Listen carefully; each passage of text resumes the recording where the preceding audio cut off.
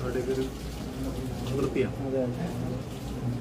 ഇവരെ സംബന്ധിച്ചോളം അവരുടെ ആഗ്രഹം ഭഗവാനെ കാണുക, ഒഴുകുക, അവരുടെ സംതൃപ്തി അറിയുക.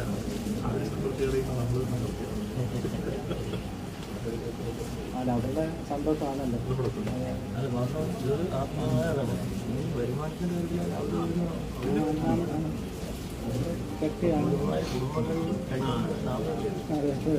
ഗവൺമെന്റ് ടാക്സിൽ സർക്കാർ ശമ്പളത്തിലാണ് ദേവസ്വം ബോർഡിന്റെ ചന്തയാണ്.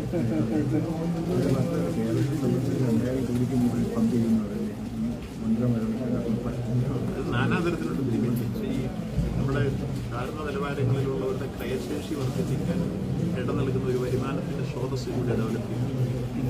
കൊച്ചു കച്ചവടക്കാരായിട്ട്, വണ്ടിക്കാരായിട്ട്,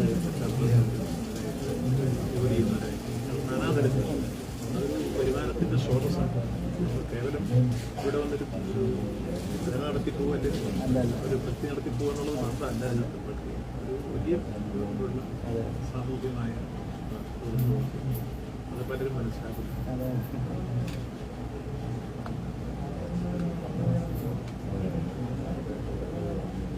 മണിക്ക് 12 മണിക്ക് പൂജ 11:45 അങ്ങോട്ട് പോകണം. മലക്കറയ്ക്ക് തീരും 12:30 അതോടുകൂടി മണ്ഡലപൂജ. പൂജ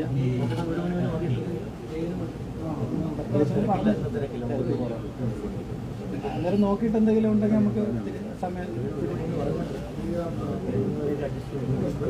സമയം പറയുന്നുണ്ടെങ്കിൽ ആള് നിന്ന് അവരെ തൊഴിച്ചിട്ട് അടക്കത്തുള്ളൂ.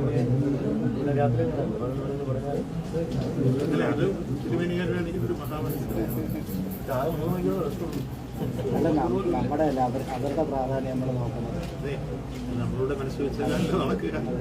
ഈശ്വരൻ എന്ന് പറഞ്ഞാൽ ഭക്തന്മാരാണല്ലോ സാറേ, അവരുടെ സന്തോഷം. നമ്മളിപ്പോൾ ഇതിൻ്റെ ഇടയ്ക്ക് എപ്പോഴെങ്കിലുമൊക്കെ റെസ്റ്റ് എടുക്കുവാനേ ഉള്ളൂ. അല്ലാതെ ഇപ്പം അവരെ ഒരു വിഷമിപ്പം വരുന്നത് നമുക്ക് ശരിയല്ല.